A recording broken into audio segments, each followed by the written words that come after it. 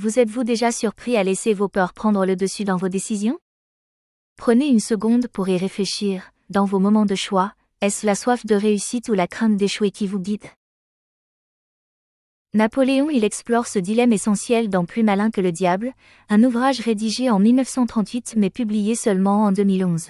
Bienvenue dans les pensées d'Adler, là où les idées s'ouvrent pour mieux vous plaire. Des clés cachées dans chaque auteur. Obsidian Mania, je partage mon labeur. Divisé pour créer, enfant pour briller. Avec vous je suis là pour explorer. Jugé trop audacieux pour son époque, ce livre met en avant des idées fortes autour de la pensée positive et du rôle crucial que jouent nos habitudes. Bienvenue dans les pensées d'Adler sur la chaîne Obsidian Mania, où nous divisons pour mieux créer.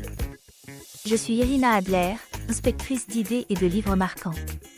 Nous allons voir ensemble comment ce texte peut transformer votre compréhension de la peur et du succès. Bonne écoute!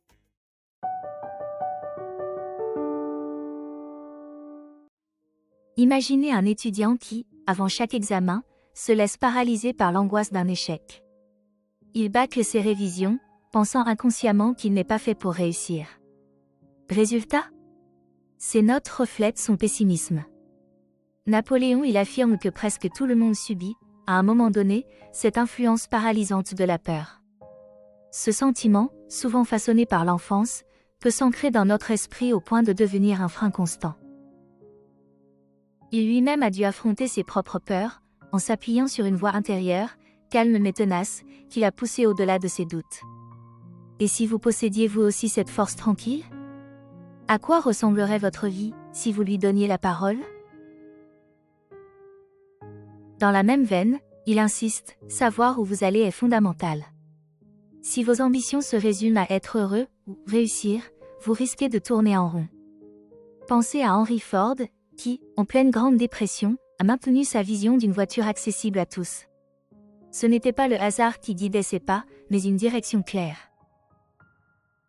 Maintenant, réfléchissez à votre propre vision.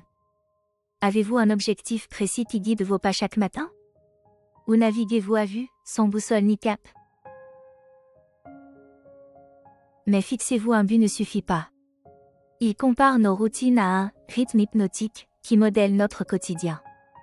Voyez-vous, si un entrepreneur débute chaque journée en traînant sur son téléphone et en laissant ses courriels dicter ses priorités, il se prive d'un temps précieux pour se concentrer sur l'essentiel.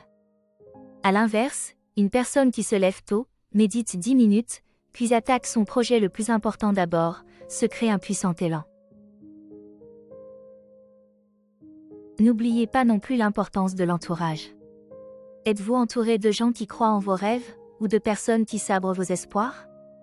À force d'écouter des voix pessimistes, on finit souvent par y croire, et on sabote ses élans. Au sujet de l'échec, il nous propose de changer de regard, percevez-le comme un enseignant. Imaginez un sportif qui accumule les défaites dans sa discipline. S'il les prenait comme des défaites définitives, il abandonnerait au bout de quelques semaines. Mais en comprenant que chaque match perdu est une leçon sur sa technique, son endurance, voire son mental, il finit par progresser, jusqu'à atteindre un niveau jamais envisagé auparavant.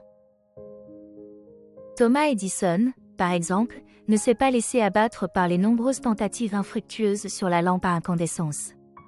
Chaque échec l'approchait d'une solution.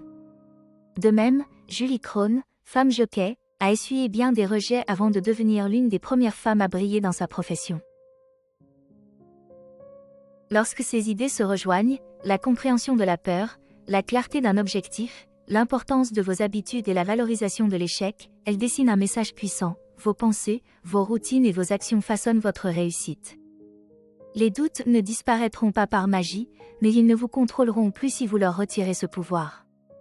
En prenant le temps d'écouter votre intelligence intérieure, en ancrant des habitudes positives et en acceptant l'échec comme une étape nécessaire, vous pouvez avancer vers vos aspirations les plus chères. Après avoir exploré les forces invisibles qui nous maintiennent dans l'échec et comment s'en libérer, il est temps d'aller plus loin en approfondissant les stratégies pour bâtir un état d'esprit puissant et créer une véritable indépendance financière et mentale. Voici 2 lectures essentielles pour transformer votre vision du succès et de la liberté. Le premier livre est Réfléchissez et devenez riche, de Napoléon Hill encore. Si Plus malin que le diable vous a révélé les pièges mentaux et les conditionnements qui sabotent notre réussite, Réfléchissez et devenez riche vous donne les principes concrets pour programmer son esprit vers le succès. Napoléon Hill y expose les habitudes et les stratégies des plus grands entrepreneurs et visionnaires de son époque, et montre comment la persévérance, la foi et la clarté des objectifs permettent d'atteindre la richesse et l'indépendance. Un livre fondamental pour appliquer les enseignements de Plus malin que le diable dans sa vie quotidienne. Vous pouvez retrouver une inspection de ce livre dans l'épisode 20 des Pensées d'Adler. Le deuxième livre est L'autoroute du millionnaire, de M.J. DeMarco. Si Plus malin que le diable vous a montré l'importance de sortir du conditionnement et de la soumission aux règles traditionnelles du succès, L'autoroute du millionnaire vous apprend comment structurer une approche radicalement différente pour atteindre la liberté financière plus rapidement. M.J. DeMarco détruit les mythes de l'enrichissement lent et propose un modèle d'entrepreneuriat axé sur l'efficacité, la création de valeur et les revenus passifs. Un livre incontournable pour ceux qui veulent transformer leur mentalité et prendre des décisions stratégiques pour accélérer leur réussite. Vous pouvez retrouver une inspection de ce livre dans l'épisode 27 des Pensées d'Adler. Avec ces deux lectures, vous aurez à la fois les clés pour comprendre l'impact de vos pensées sur votre réussite et des stratégies concrètes pour mettre en place un plan d'action efficace. Prêt à reprendre le contrôle de votre destinée et à exploiter tout votre potentiel. Enfin, gardez à l'esprit que ce résumé fait partie de mes lectures d'inspection sur Obsidian Mania. Vous pouvez télécharger la fiche récapitulative de ce livre sur obsidianmania.com et découvrir d'autres analyses littéraires. Dans le prochain épisode, nous allons découvrir l'histoire d'un homme qui a construit son succès en appliquant une règle simple, voir l'évidence là où les autres compliquent tout.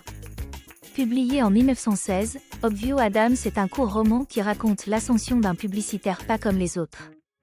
Son secret ? Il ne cherche pas des solutions complexes ou spectaculaires, il identifie simplement ce qui est évident, mais que personne ne remarque. Robert Updegraff nous offre ici une leçon intemporelle. Le bon sens et la simplicité sont souvent les clés du succès, que ce soit en affaires ou dans la vie. Pourquoi certaines décisions semblent-elles si logiques après coup ? Comment apprendre à repérer les solutions les plus efficaces sans se laisser distraire par l'inutile ? Un livre court, percutant et toujours d'actualité, qui vous fera voir le monde sous un angle nouveau. Ne manquez pas cet épisode qui pourrait bien changer votre façon de penser et de décider. Élémentaire, ma chère Adler. Restez connectés pour de nouveaux épisodes dans la playlist Les Pensées d'Adler. Les pages tournent, l'imaginaire s'éveille, chaque mot résonne, chaque phrase s'en mêle, on plonge dans l'histoire, on nage dans les rêves, avec chaque chapitre, nos âmes se relèvent, je trouve des mondes perdus et des vérités, ces histoires murmurent ce que l'on a oublié, dans chaque texte une danse, une lumière, écrire et lire, c'est une douce prière.